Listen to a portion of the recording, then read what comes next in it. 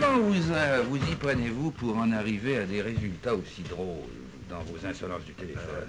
Premièrement, avec simplement le bottin téléphonique. Hello? Oui. Ouais, c'est pour le déblaiement de la neige, là. Vous avez appelé un matin? Oui, ça.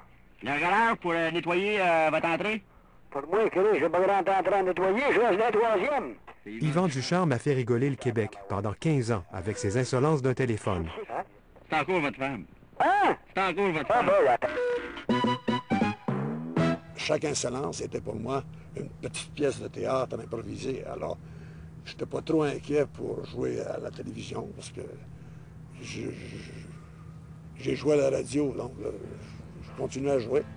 Il n'a donc pas hésité pour accepter le rôle du père dans le téléroman Les Bergers. Il a tenu pendant 5 ans ce rôle qui lui a valu le titre de Monsieur Télévision en 1972. Le père mou un petit peu, la mère un petit peu autoritaire qui poussait son mari et on élevait nos enfants avec des bons principes.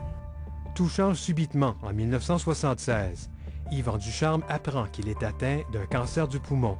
On ne lui donne alors que 6 mois à vivre. Le grand malheur dans tout ça pour moi, c'est que quand c'est arrivé mon cancer en 1976, j'ai pas eu la chance, j'ai pas eu l'occasion de montrer que j'avais peut-être un registre plus grand, humblement parlant, en tant que comédien.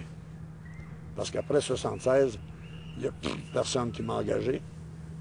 Et il s'est passé quelque temps et finalement, c'est Radio-Canada qui m'a fait travailler dans Terre humaine. C'est rien que pour dire que dans la vie, c'est drôle comment ça se passe des fois. Hein? Et tac au tac, un rôle écrit par André Dubois spécialement pour m'aider à reprendre ma carrière. Mais quoi, Jean-Jacques? Mon café était-tu si méchant que ça? Pendant sa convalescence, il se tourne vers sa famille, surtout sa petite dernière, Nathalie, qui devient sa complice. Moi, j'ai vraiment eu un père présent. Il était malade, il était à la maison.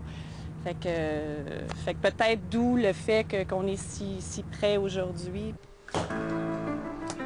Yvan Ducharme a toujours aimé la peinture, mais ces derniers temps, il s'y adonne à temps plein.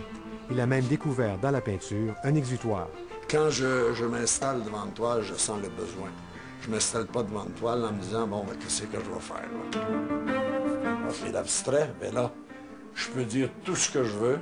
Moi, je sais ce que je dis. Et puis, mes émotions sont là, mon inconscient est là, je tombe dans ma zone, et voici. Ses émotions, il les expose également sur son site Internet, où il vend ses toiles. Avec les toiles qu'il peint, qu'il peut vendre, s'il peut justement avoir une vie adéquate et correcte, bien, tant mieux. Fait que moi, je l'encourage et je l'encadre là-dedans. Une ou 2 toiles? 2, mais une à la fois. Je n'ai jamais été un homme aussi heureux que je le suis de plus en plus. Attention aux âmes sensibles. Une journée avec l'équipe de Téléjournal de 22 heures. Amen. Denis Martin Chabot, Radio-Canada, Montréal.